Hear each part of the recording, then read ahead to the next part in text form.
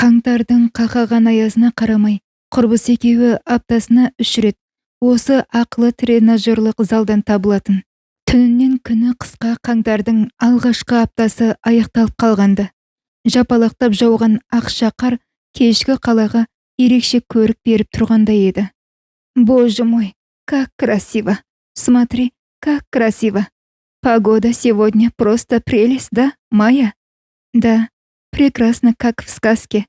Деп көкірек кере терең тыныс алған қыздар жапалақтап жауған қарға ауыздарын тосып, жас балаша мәз болысты. Бір кезде есіне бірдеме түскендей кілт тоқтап, күндегі шығарып салғыш жігіттердің біреуіңде жоғын қарасайшы, аялдамаға дейінде біраз жер бар, өзіміз кете береміз бе? Деп құрбысы Динараға қараған Майя жүрексініп тұрғанын жасырмады. А чё теперь делать? Фредті ертіп шығайық деп айттым саған. А ты не послушалась. Деп жапалақ қарға тосып, әлі ойнап келе жатқан Динара үлкендігі кішігірім бұзаудай келетін өзінің Фред деген итін әңгімеге қосып қойды.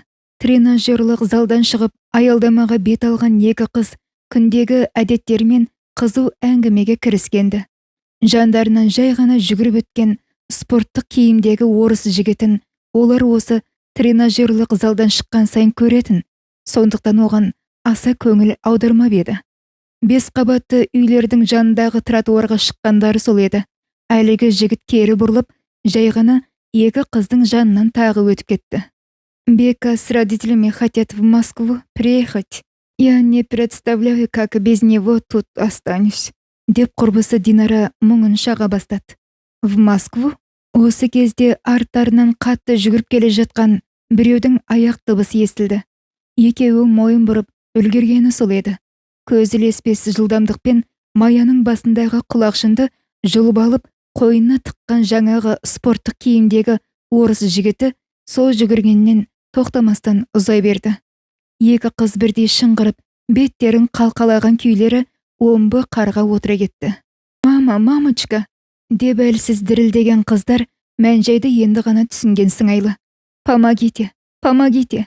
Шапку похитил, шапку! Бірінші есін жиған Динара жан даусы шығып айқайлаған күйі жаңағы суық жүрісті ұры жігіттің артынан жүгірді. Кешкі сағат 7-ден асып кеткен бұл уақытта өкінішке орай көшеде жаяу жүрген ешкім көрінбеді. Ал ұры жігіт 2 үйден кейін жарығы жоқ көшеге бұрылып үлгергенді. Динараның шыңғырып көмекке шақырған даусына әргеректе аялдамада тұрған 2 адам қарсы жүгірді. Жағдайды қараңғы көшеге бұрылып үлгерген жігіттің жүгірісінен ұққан олар ұрының соңынан қуа жөнелді. Қуғыншылардың қатты жүгіргені соншалық, қалтарыс-бұлтарыстың бәрінен секіріп өтіп, қараңғылыққа кіріп, із суытам деген ұрының ойы іске аспады. Өкшелеп жетіп қалған қуғыншылардан құтылмасын білген ұры қойнындағы құндыз құлақшынды басынан асыра артына лақтырып, одан сайын зымырады. Алдарына түскен құндыз құлақшынды қолдарына алған жігіттер екі иықтарынан дем алған күйі тоқтай қалды. Норка шапка екен ғой, сумкасын ала қашқан екен десем, деді жүресінен отыра кеткен жігіттің біреуі сөзге келіп. Жүр, барайық, бізді күтіп отырған шығар, әлгі қыздар, деп ұзын бойлысы қолындағы құндыз құлақшының қарын қағып, аялдама жаққа бет бұрды. Ұры жігіттің соңынан қуамыз деп, аялдамадан әжептәуір жер ұзап кететіндерін сонда байқағандай болды. Үрейлері ұшқан екі қыз аялдамаға жақын жерде үн-түнсіз қуғыншылардың жолына қарады. Екі жігіттің сұлбасы көрінгенде уф деп терең дем алған Майя оларға қарсы жүрді. Ер жігіттің ешқандай айқай-шу, төбелессіз бой жеткеннің ақ қоян секілді бас киімін қолдарына ұстап, өзара әзілдесіп күліп келе жатқан көргенде бойын билеген қорқыныштан арылғандай болды. Бас киімсіз қалудан емес, мына көмекке жүгіретін жігіттерді жарақаттап кетпесе екен деп қорыққан еді. Олар таяғанда не айтарын білмеген бой жеткен ұзын бойлы жігіт құндыз құлақшынын ұсынғанда даусы әзер шығып, рахмет, рахмет сіздерге деді. Сіздерге ештеме етпеді ме? Қол жұмсаған жоқ па дегенім ғой? Деп бас киім ұсынған жігіт шынайы жанашыр кейіппен қыздың жүзіне үңілді. Жаңағы сұмдық жағдайдан кейін бір жылап алған Майя онысын білдіргісі келмеді. Ой, ребята, как хорошо, что вы услышали нас. Если бы не вы, он так внезапно спер шапку, что оглянуться даже не успели. А вы просто молодцы, ребята. Большое спасибо вам. Деп өзінің жақын достарын жолықтырғандай ашық жарқын мінезімен бастырмалата жөнелген Динара. Так, давайте же знакомиться. Супергерой. Меня Дина, а ее зовут Майя. Деп жігіттерге қол ұсынып, өзінде құрбысында таныстырып өтті. Майяға қарағанда өжеттігі басымдау Динара тілі орысша шыққан қалалық көп қыздардың бірі еді. Вы просто молодцы, ребята, деген сөзге марқайып қалған оңтүстіктің екі жігіті өздерін керемет ерлік жасаған батырлардай сезініп қалды. Жағасы жайлауға екі езуі екі құлағына жол тартқан орта бойлы жігіт өзінің әзілді сүйетінін аңғартқысы келгендей, Қасымбек, можно Касик, деп бойжеткендерге қол ұсынды. Оның сөзіне езу тартқан қыздарға менің есімім Сағи деп ұзын бойлы жігіт өзін таныстырды. Сіз әлі дірілдеп тұрсыз ғой, қатты қорқып қалғансыз-ау деймін, деген Сағи Маяның оң қолын аялай ұстады. Жоқ, қорыққаным жоқ, аздап тоңып тұрғаным болмаса, деп ақырын ғана оң қолын тартып алып, үстіндегі аппақ келте тонның қалтасына сала қойды. Ребята, мы с Майей местные, городские. А вы откуда? Біз оңтүстіктен, Шымкенттенбіз, екеумізде. Южане, штат Техаста? Ладно, не обижайтесь, шутка ғой. Так и будем стоять, Майя. Может, пригласить наших героев в кафешку? Ешкімге сөз берместен ортаға ұсыныс тастады. Езуін жиюға шамасы келмеген күйі қасегіміз. Может, дискотекаға барармыз, қыздар? Деп қойды. Маядан көзін ала алмай тұрған Сағи үркек қояндай үрпейіп дірілдеген осы бойжеткенді бауырыма басып, зұлымдық пен сұмдық атаулыдан қала берді. Мына қар мен жаңбырдан да қорғаштап өтетін қорғаны болсам шіркін, деп арманда бүлгерді.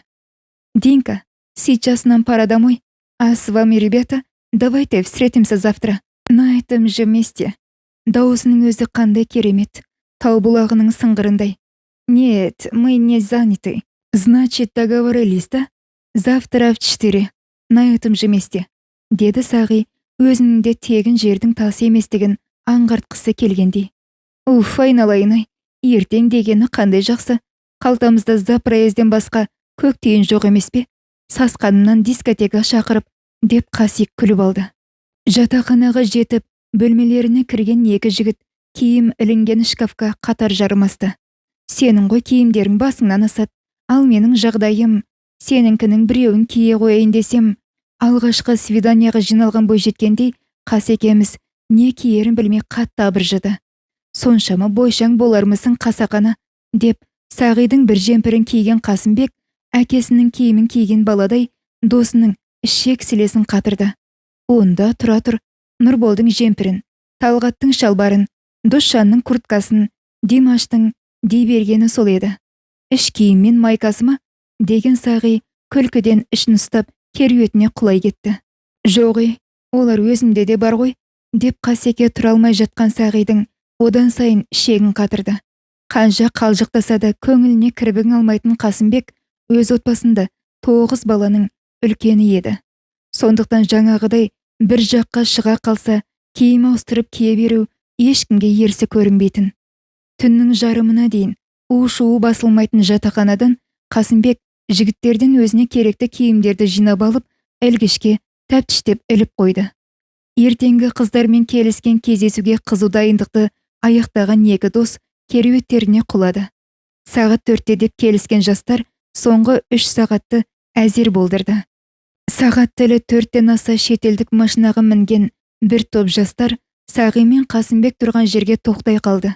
Есік ашылғанда іштен жігіттер, привет, деп шығып келе жатқан Динара. Одан кейін ақ қояндай Майя көрінді.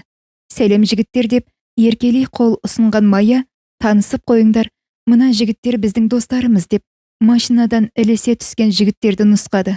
Марлен, Диас, Эрик, деп жақын достарын таныстырып шықты. Кешегі жағдайды қыздардан естіп, сендердің қолдарыңды алып, қонақ қылсақ деген ниетпен келдік деген жастар тез тіл табысып кетті. Бұлай өздерімен бірге 3 жігіт ерте келеді деп еш ойламаған студент бір-біріне аңтарыла қарап қалды.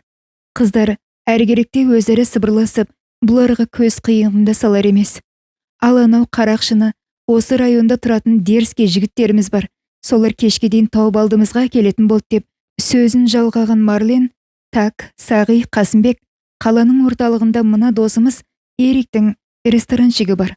Қазір бәріміз сонда барып, жақсылап танысайық, әңгімелесейік.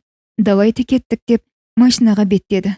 Тағам, салат, сусындардың түр-түрін алғызған жігіттер екеуін құдаларындай күтіп жатыр. Жастар алкогольсізде өте көңілді отырды. Тек Сағидың Маяға қараған сайын көңілі алабұртты. Марлен Маяның жігіт екенін таныстықтан соң ұқты. Десе де сыр бермеуге тырысты. Құдайым-ау, нағыз аққудың өзі дерсің тіпті. Отырысының өзі қандай тартымды, күлкісі қандай әсем, аршыған жұмыртқадай келбетіне қарап отырудан жалықпас едім-ау. Осындай ойлармен арпалысқан Сағи өзіне күлімдей қараған Маяға көзі түскенде жан дүниесі елжіреп кетеді. Өз ойымен әлек болған сәтте жанындағылардың жұптасып биге кеткенін байқамайды. Бүйірінен түртіп қалған қасекесі Динараны биге жетектеп барады екен. Бойына бар күш-жігерін жиған Сағи орнынан жылдам тұрып Маяның қасына келді. Қолын ұсынып биге шақырғанда Марлен де келіп қалды. Рұқсат етсеңіз бір би, деп Марленге бұрылды. Тек қана бір би, деп саусағын шошайтқан Марлен артынша Сағидың арқасын қағып, әзіл ғой, дегенде күлкіге салды. Орнынан жеңіл көтерілген Мая аппақ білектерін Сағидың иығына асып, музыканың ырғағымен теңселе кетті. Со кездегі Сағидың бойын кернеген алау сезімді айтып жеткізу мүмкін емес. Құшағындағы кешегі үрпиген ақ қоян бүгін кербез аққуға айналғандай. Сағиды өзіне баурап, жігіт жүрегін мәңгілікке жаралап тастағандай. Қасақана аузына құм құйылып, музыканың соңына шейін тағы бір кездесуге шақырғысы келеді. Марлен де бұларды маңайлап, басқа біреумен билеп жүр. Бір түрлі көңілсіз көрінесіз. Нормально все, деп сөз бастаған қыз Сағиға қиыла қарады. Бота көздері мен кірпіктері неткен көркем еді. Да, почти. Мы можем с тобой встретиться как-нибудь. Қыз құлағына еңкейген Сағи Марленнің екеуінен көз алмай тұрған байқады. Маяда музыка аяқталып қалғаннан қипақтап сөзін жұта салды. Осыны байқаған Сағи, я все равно найду тебя. Чего вы это не стоило, деп қыз құлағына айтып үлгерді. Көңілді отырыстан кейін екі студентті қалалық жігіттер машинасымен жатақханаға алып келді. Енді біздің бәрімізді жақсы танисыңдар. Проблема шықса хабардамыз деп Марлен өз номері жазылған қағазды Сағиға ұсынды. Ескі достарша құшақтасып, қоштасқан олар бөлмелеріне көтерілді. Со кештен бастап бір асылын жоғалтқандай Сағи сабақтан тыс уақытта қаланы жаяу аралап, құдды Маяны кезіктіріп қалардай сенделетінді шығарды. Маяны алғаш жолықтырған жерге барып, қайта көріп қаламау деген үмітпенен сағаттап босқа отырып қайтады. Өзіне ашуланып, жерді тепкілейді. Ашуланбағанда қайтсын? Арманына айналған қыздың е оқитын жерін, е үйінің адресін, тіпті телефонын алуға мүмкіндігі болмады емес пе? Сағидың Маяға деген көз қарасын бірден ұққан Марленде жанынан бір елі ажырамай тұрды ғой. Неге бірінші таныстықта сұрап алмадым екен деп өкінгенмен пайда жоқ. Жараланған аққудай болған жігіт армандағы аруды бірнеше айлардан соң теледидардан көрем деп еш ойламаған еді. Пет институттың филология факультетінің 3-ші курс студенттері Сағи мен Қасымбек биылда бір бөлмеге жайғасты. Кеш түскеннен бөлмесінде отыра алмайтын Қасекең бүгінде таныс қыздардың бөлмесіне айттап кеткен еді.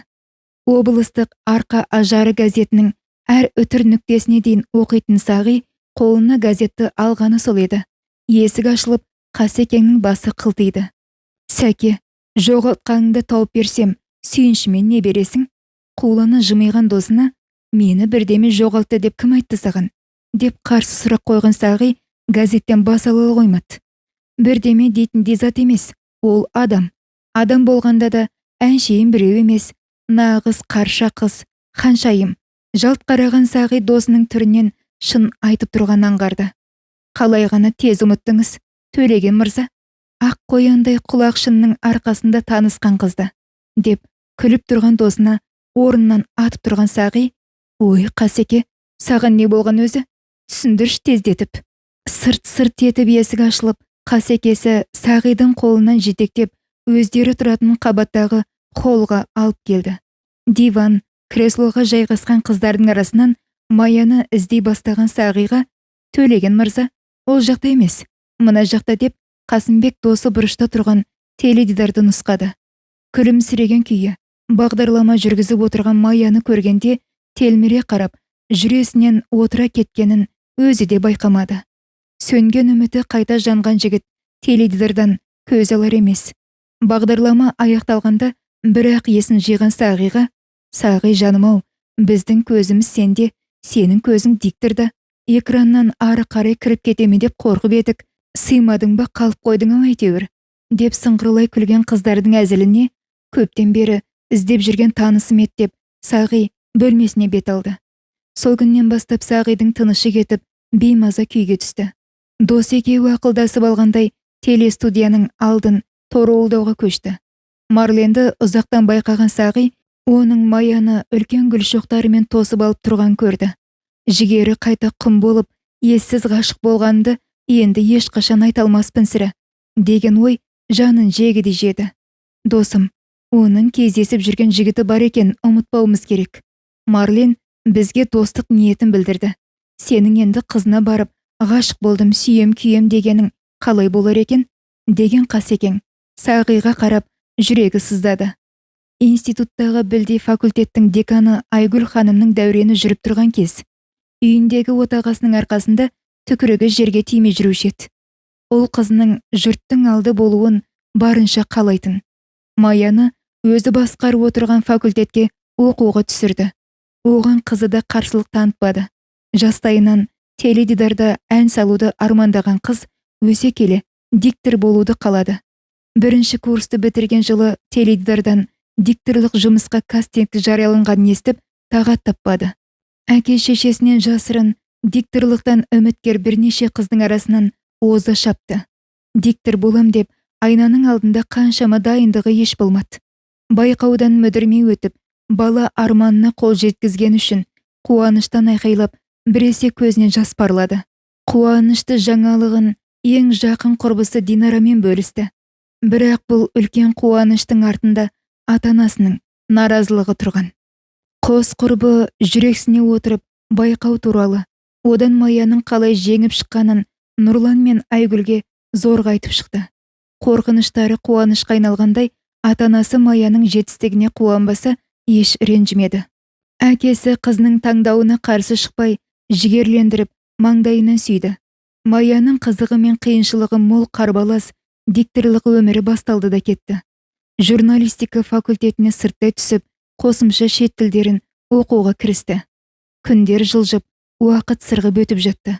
Даудың басы Дайрабайдың қызыл сиыры демекші, телестудия қазақша білуің шарт, болмаса орныңды босатуыңа тура келеді деген нұсқау Маяның өміріне үлкен өзгерістер әкелді.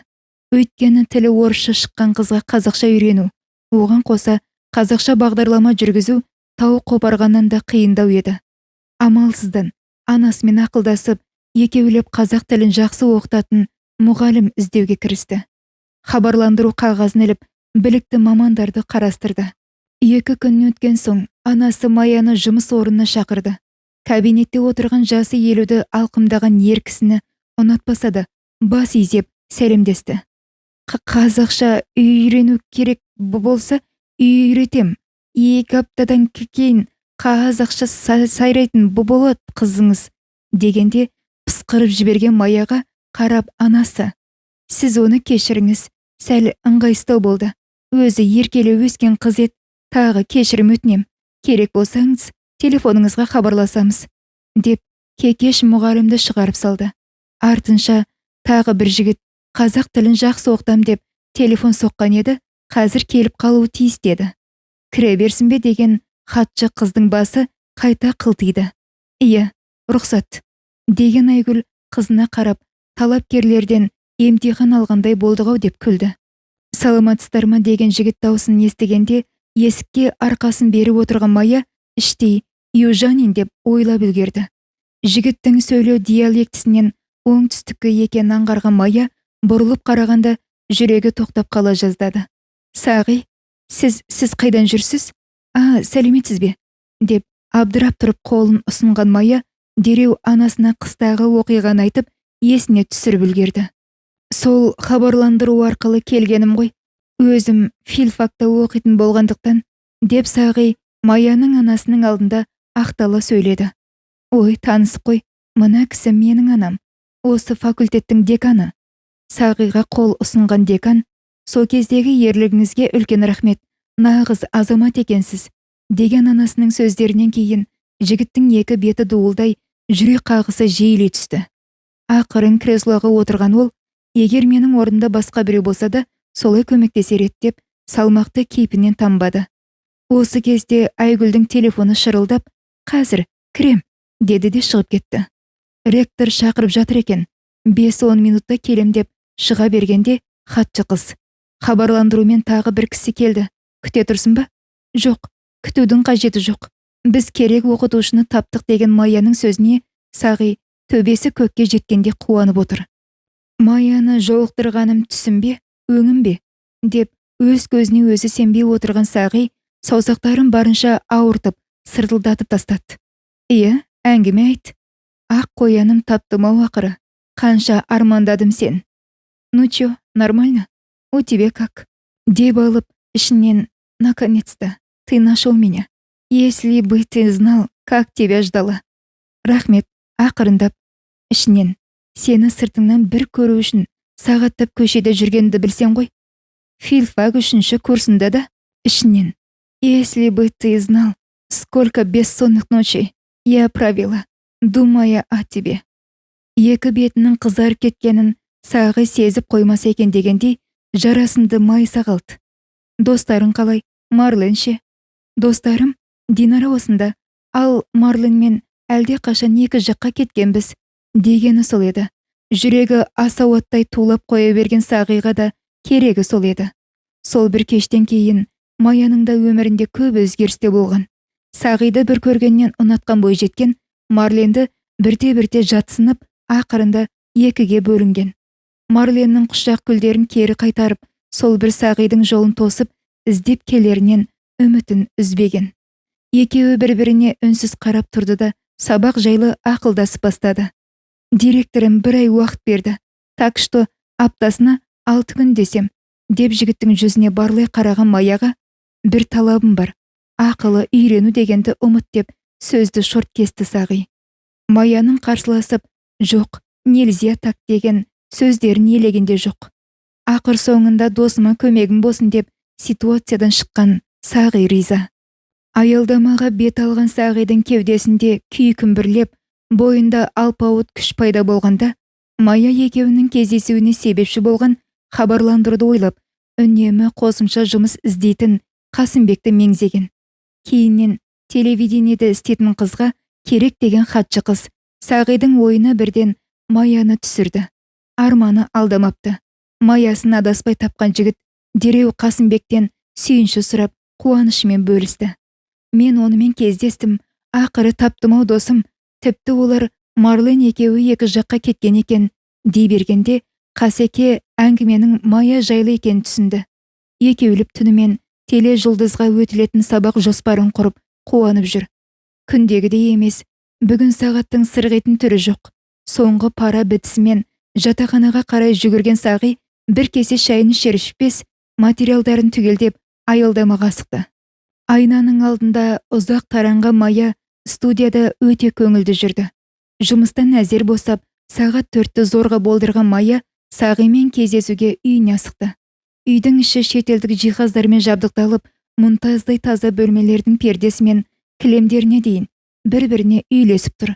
Бөлменің жартысын алып тұрған кітаптар сөресі Сағиды қызықтырып әкетті. Бірінен соң бірін ашып, қарай бастағаны, қолына 2 кесе шаймен күле қараған Майя, әкем тарихи кітаптарды жинайды, дегенде ғана бас көтерген Сағи қолындағысын орнына қойып дереу есін жиды. Ал сабақты бастаймыз ба деп үстелге отырып жатып, жігітке ғашықтығын сездіргісі келмеген қыз сабақты өзін еркін ұстап барынша тырысып отыр. Тілі келмейтін әріптерді айтқанда жас баладай күліп жіберетін Маяның тәтті қылығы Сағидың жүрегін елжіретіп жіберетін.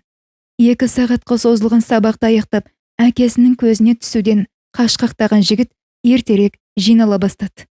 Келесі сабаққа дейін берілген тапсырмаларды дұрыс орындауға тырысам деп Сағиды шығарып салған қыз өзінің шын сүйіп қалғанын ешкімге сездірмеді. Ал жігіт күннен күнге ауруы асқынған адамдай Маяны көрмесе тұра алмайтындай халге жетті. Екеуінің сезімдері сағат санап ұлғайып, керемет махаббатқа ұлып бара жатқандай.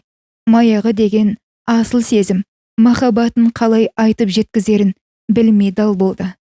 Мая көп ойланып, сенің қолыңды сұрағалы тұрмын.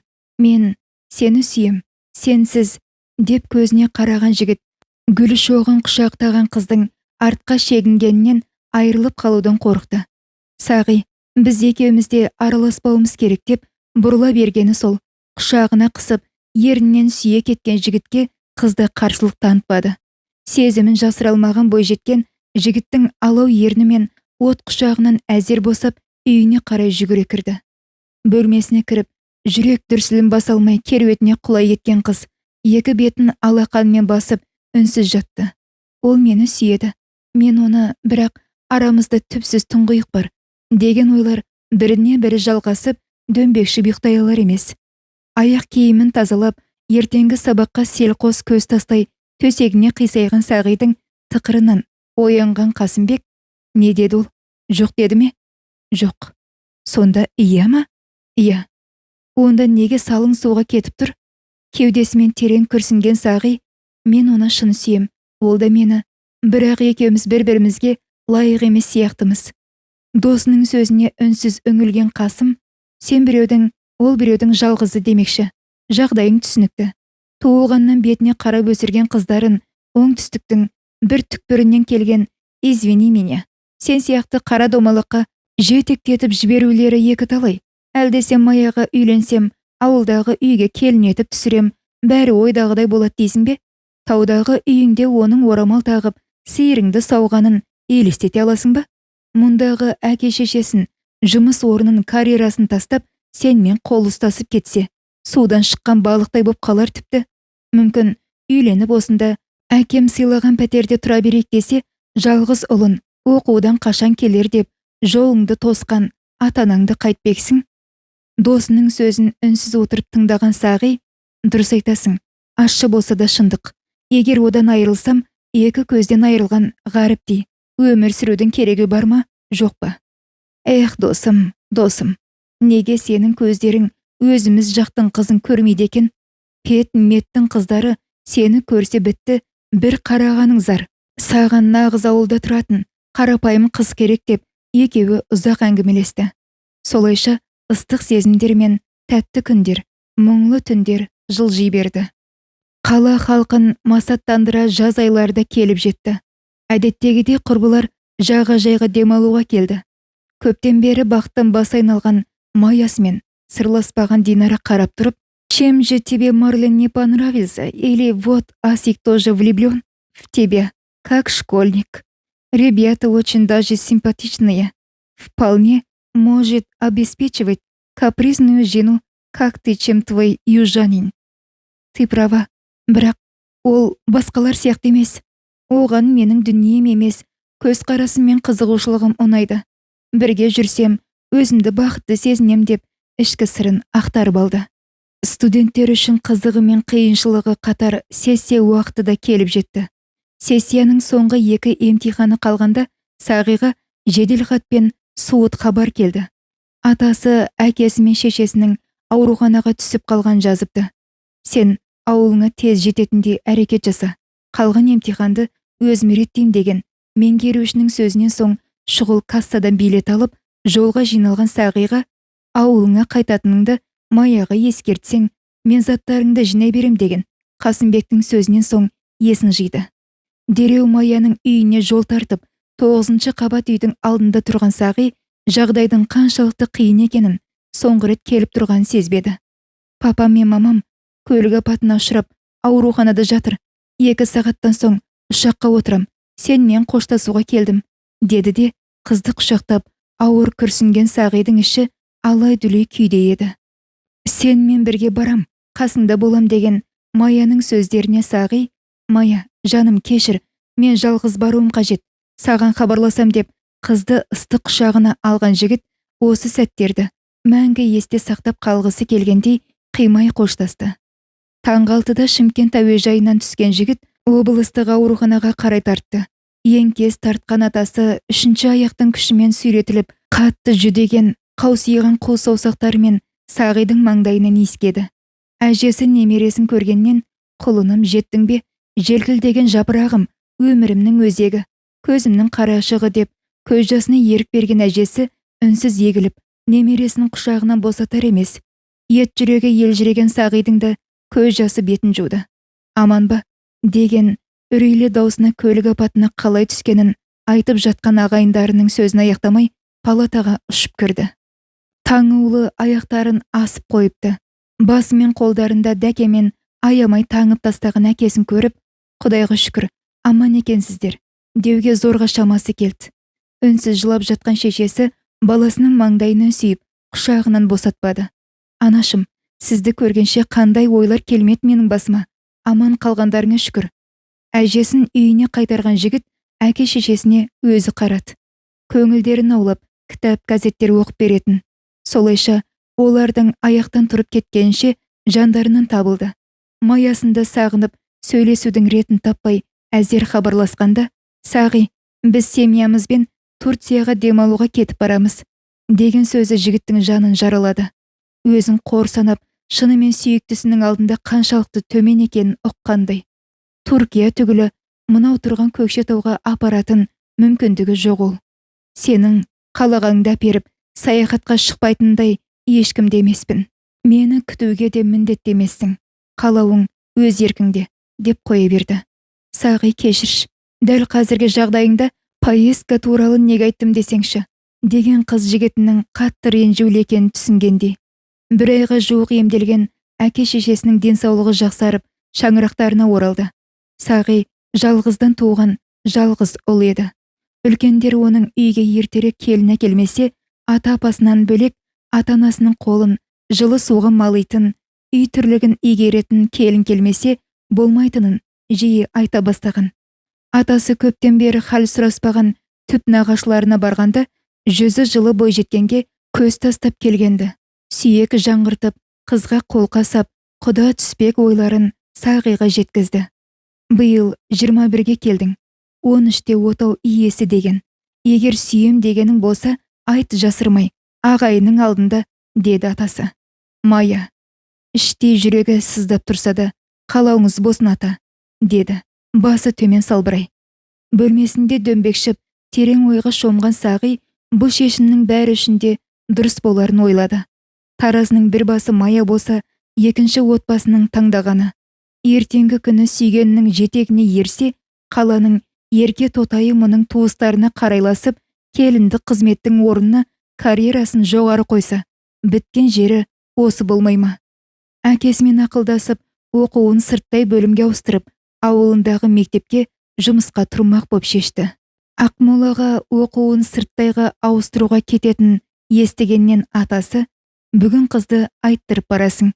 Жеңгеңді алып, бір жолата сырға салып келмесең, кемпір екеуміздің жанымыз тынышталмас», деді қадап. Қыңыр шалды райынан қайтару мүмкін емесін білген ағайындар дереу Сағиды қыздың ауылына аттандырды. Қамар жеңгесі сырға салат дегеннен Сағи іштей қуанып қалды. Бірақ «мен қыз көруге барам, ол менің өмірлік жарым болады» деген ой мұны еш мазаламады. Маяның сыртынан кешірілмес қиянат жасағанын ойлап күйзелді. Амал нешік? Отбасына қарсы шықса, болашағын Маямен елестетіп көрген ол түк шықпасында жақсы біледі. Атасының түп нағашыларының ауылына тартқан Жигулиде туыс ағасы Тоқтардың аузы жабылар емес. Қамарға қалай ғашық болып, ұрлап қашқанын жырлап келеді. Айтулы ауылға кіргеннен бір-бірін енді көретін жастарды қыз көруге кепті деп жар салмаңдар деген үлкендердің бұйрығы бар. Жігітті сығалап қарап жүрген қыздың жеңгелерінің пысығы Қамар екеуін бөлек бөлмеге алып кірді. Жанашыр жеңгесі қайнысына бар ақылын айтты да оңаша қалдырып шығып кетті. Өзін құдды робот сезінген Сағи есік ашылып ішке енгеннен қызды көргенде орнынан тұра қол ұсынды. Сағи, Ақбаян деген қыз дауысы сыңғырлап орындыққа жайғасты.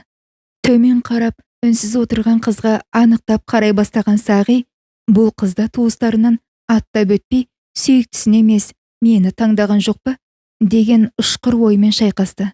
Екеуі де үнсіз. Екі өрім өрген қолаң шашты ақ құба қыздың көздеріне үңілсе түсінетіндей ақ. Егер басқа сүйгенің болса, үлкендерден асалмай, амалсыз алдымда отырсаң, жасырмай шыныңды айт, деп әңгіменің басын ашты Сағи. Жоқ, сізді бұрын көргенмін. Былтыр досыңызбен келгеніңіз есімде, деді жымиып. Қалайша, сені осы уақытқа шейін байқамағанмын. Қаншама сауық кештерге келіп кеткенбіз бұл ауылға. Иә, дұрыс айтасыз. Мен сауық кештерге бармағанмын. Мектеп, жұмыс, үй, артық жүріс менікі емес деген Ақбаян, жарайды жақсы деп жылдам қоштасып шығып кеткен қызға жақсы деген күйі Қамар жеңгесін күтті. Қыз қалай екен деп күле кірген жеңгесіне Сағи, нағыз атам мен әжемнің барлық туыстың көңілінен шығатын келін болар, келісім берсе сырғамызды салыңыз, мен үйленем осы Ақбаянға. Ақбаян бастауыш сыныптың мұғалімі екен. Жастайынан тігіс тігіп, астың неше түрін дәмді дайындап үйренген қызға көзі түспеген жан жоқ. Былтыр ғана есі кете сырттай ғашық болған жігіт енді міне алдына келіп сырға салмақ. Екеуін көпшілік жиылғандардың ортасына шақырып, Ақбаян сұлу қалыңдық атанды. Енді бұлар бұрынғыдай нағашы жиен емес, құда-құдеке деп әзілдері жарасып кетті. Қызды айттырып, той күнін тамыз айының соңына белгілеген олар ауылға бара сала сүйінші хабарды жеткізді. Атасы балаша қуанып, той қамына кірісіп кетті. Енді қалғаны Сағида екі таңдау. Бірі оқуын сыртқа бөлімге ауыстыру, екінші Маямен мәңгілікке қоштасу. Сағи үшін тым ауыр болса дағы басқа амалы жоқ. Ауылдағылар тойға дайындықты бастаса, пойызға билет алған Сағи Ақмолаға аттанды. Жол бойына мықты болуым керек, оның бақыты мен емес, деп сан қайталап келеді. Пет институтқа барған бойда кафедра меңгерушісіне жағдайды түсіндіріп, сыртқы бөлімге ауысу үшін бірнеше құжаттарға қолын қойды. Түс ауа институттан шығып, Маямен сөйлеспек болды. Ата-анасымен шетелге демалуға кеткенін, айдың аяғы келетінін естігенде тағы көңілі түсті. Екеуінің махаббатының куәсінде болған ұзын көк орындыққа жайғасқан ол жан жүрегімен сүйген асылымен үнсіз қоштасты. Оның мұнда болмағаны бәріміз үшін де жақсы болған шығар деген ой түйді. Ауылға тез қайтуым керек деп өз-өзін жұбатты. Жатақханадан Қасекеңнің телефонына хабарласып үйленетінін айтты. Бүкіл жаңалықпен бөліскен досына тойдан 10 күн алдын келіп қызмет жаса деп бұйыра әзілдесіп тұтқаны қойды. Тойдың болғаннан боладысы қызық демекші. Ағайын туыс той қамымен сабылып жүр. Бір апта қалғанда батыстан досы Қасымбекте келіп жетті. Досының жанын қоймай, болашақ келіншегін тойға дейін көруге қолқалап, құрбыларымен тойға дейін общение ұстайын деп тықақтап тұрып алды. Сағи Ақбаянмен телефонмен тілдесіп, қалаға қыдырып қайтайық деген ұсынысты қабыл алды. Таңертеңгісін шайын асығыс ішкен екеуі Қасымбектің машинасына отырып, қалыңдықтың ауылына жол тартты. Құрбысын ерте шыққан Ақбаян тіптен құлпырып кеткендей. Қасымбекте жолдас қызбен тез тіл табысып, әзілдері жарасып-ақ тұрды. Қол ұстасқан екі жас бір-бірін сөзсіз, көзбен ұғып, қуанышы мен қиыншылығы қатар жүретін өмірге аяқ басқанды. Көзінің тірісінде жалғыз немересінің тойын дүркіретіп өткізуді қалаған жақсылық атайдың арманы орындалды. Кемпірі екеуі келіннің қолынан шай ішіп, мәз-мейрам күйге түседі. Үкілі ақ жаулығын басынан тастамайтын Ақбаянның жібектей мінезімен өзіне жараса қалған қылықтары Сағидың махаббатын күн өткен сайын жаулап алып жатқандай еді. Студенттер ауыл шаруашылық жұмыстарынан қайтып, сабақтарына қызу кіріскен шақ болатын. Өздері оқитын пет институттың алдынан Маяны көргенде, Қасымбек кәдімгідей қысылды. Сағи туралы сұрап білгісі келетін ұққан жігіт жағдайды қалай айтарын білмей, кібіртіктеп қалды. Қасымбектің абдыраған кейпінен Маяды күдіктенгендей жауап күтіп тұрды. Мая, о сенімен жолығуға келгенде сен елде болмадың. Атасының айтуымен ол ауылдың қызына үйленді. Жақында тойы болды. Сен түсін оны. Сен де өз бақытыңды табарсың, деді Қасымбек жәутеңдеп.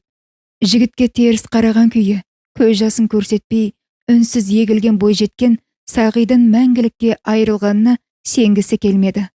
Қоңыр күздей құлазыған көңілін қалай жұбатарын білмей, қала ішіндегі саябақты ұзақ аралады. Сыңарсыз аққудай жалғыз қалған қыз өткен күндердегі тәтті естеліктерді есіне алып, ой түбіне жете алмады. Сынаптай сырғыған уақыт ешкімге білінбей өте берді. Бұл уақытта мектептегі бар жауапты жұмысты мойнына алған Сағи естеліктерін ұмыту үшін мұрнынан шаншылып жүрді.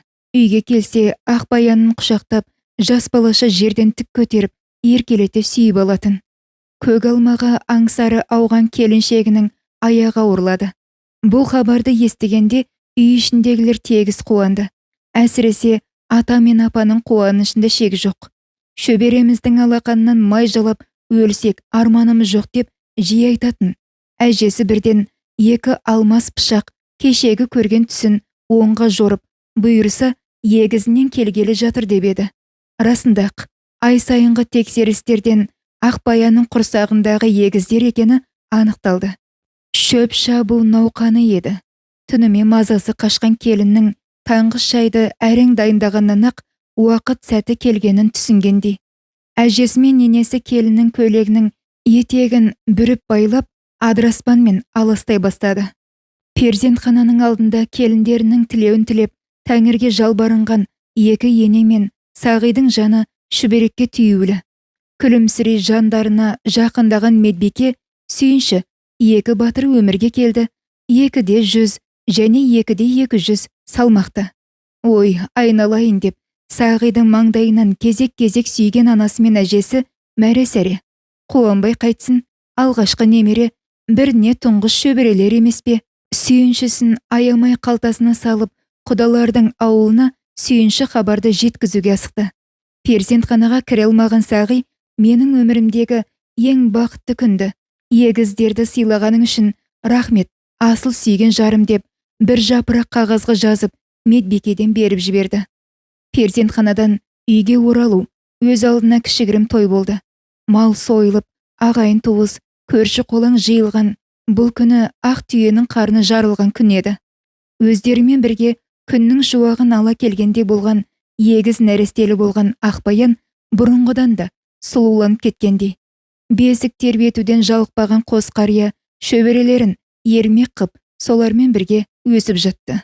Сессиясын тапсыру үшін Ақмола қаласына келген Сағи, Қасымбек жолдасының пәтеріне аунап-қунап, дүниеге келген егіз ұлдарын жолдастарымен қосылып жуып, мәре-сәре боп жатты. Сағи Мая туралы тіс жарып сұрамады. Ескі жараның аузын тырнағаннан ешкімге жақсы болмасы анық. Зымыраған уақытта көп жағдайларды ұмыттырып үлгергенді.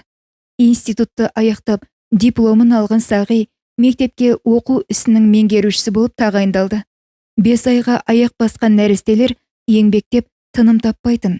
Атасы мен әжесі тұрғанда Сағи бөпелерге жақындай алмайтын. Бүгінде үлкендердің қолындағы сәбилеріне ұзақтан қарап, жаңалық тыңдау үшін теледидар қосты. Жаңалықтар легін жүргізе бастаған Маяны көргенде, отырған жерінен қозғала алмай қалды. Қанша уақыттан кейін аяулы махаббатын қайта көрді. Жарнамаға үзілгенде ғана есін жиған Сағиды кешкі асын ішуге шақырған келіншегінде елемеді. Әлі ұмытпаған екен. Кезінде жүрегін тулатқан аруды, оған деген махаббат сөнбеген. Абайсызда ескі жараның аузын тырнаған Сағи боз айғырын ерттеп мініп, желде жүйрік тұлпармен шауып, сағыныштың ащы жасын оңашада сығып алғысы келді. Экрандағы отырысы, сөйлеген сөздері ең соңында жымиып, қоштасқанына дейін көз алдынан кетпей қойды. Мені оңай ұмытам деп едің? Міне қара, бұрынғыдан да әсем, бұрынғыдан да көрікті сенің майың, деп тұрғандай паң сөйлейді. Дауысы да әлі құлағынан кетер емес. Жан дүниесінің астан кестеңін шығарған. Осы жағдай Сағиға өте ауыр тиді. Жаралы жолбарыстай ыңыранып келе жатты. Боз айғырға ғана мұңын шағып, көз жасын төге алатындай. Жігіт боп ес білгелі жылап тұрған осы еді. Төгіп тұрған мұздай жаңбыр көйлекшен шыққан Сағидың құрғақ жерін қалдырмады. Ой қырдың бәрін шарлап, құмарынан шығып, әбден шапқан боз айғыр жігітті қараңғы бата үйіне алып келді. Жаңағы теледидардың алдындағы қылығынан секем алған әке-шешесі үйде отыра алмай, Сағиды тағатсыздана сыртта күтіп жүр екен. Боз айғырдың басын ұстаған әкесі Сағиды түсіріп, жылқы малын өз орнына алып кетті. Үй алдындағы ағын суға ұзақ жуынған Сағи ешкімнің көзіне көрінгісі келмеді. Малмандай су болған киімдерін шешіп тастап, керуетіне құлай кетті. Соңынан аңтарыла қарап қалған үй ішіндегілер үнсіз ғана кешкі асқа бас қойды. Сағидың бұрын мұндай қылық байқамаған үлкендер жағы Ақбаянның қабағына қарасты. Көңілі құлазыған Ақбаянды өз бөлмесіне кіріп, «Сағи, не болды? Маған ештеңе айтпаймысың?» деп жауап күткен күйі біраз тұрды да құрғақ киімдерін керует үстіне қойып шығып кетті. Атасы мен әжесінің көзін ала бере тынымсыз егіздерді құшағына алып, мейірлене иіскеп, шөпілдеді сүйіп алып, қаша жөнелетін күлкілі қылықтарының біреуі де қалмағандай. Соңғы кездері көңілсіз, барлығына селқос қарап жүрген Сағиды бір күні әкесі оңаша шақырып алды. Көп әңгімеден кейін, егер сол қызға үйленгенімде, бұдан да бақытты болар едім деп ойлап жүрмісің? Үйлене сап, соның соңынан кетуге дайын бедің? Ата әжеңнің, әке шешеңнің бар үмітін көзге ілмей кете алар ма едің? Жоқ әке, онда Құдайдың саған берген бақытын бағала. Анау келін баланың көңіліне қара. Нәрестелеріңе тәубеде, асқақтама, есіңді жи. Өз үйіңнің тыныштығын бұзба.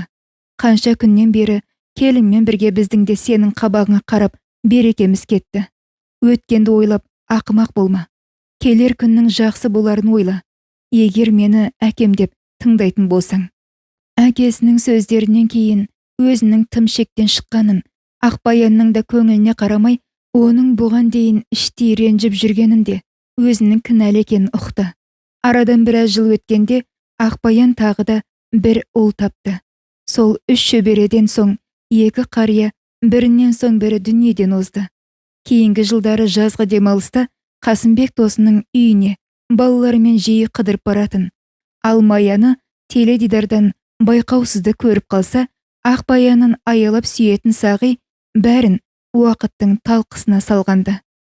Әңгіменің соңы. Әңгімені тыңдағандарыңыз рахмет. Әңгімеге лайк басып, каналға тіркеліп, пікір қалдырыңыздар. Не ойлайтыныңызды жаза кетіңіздер.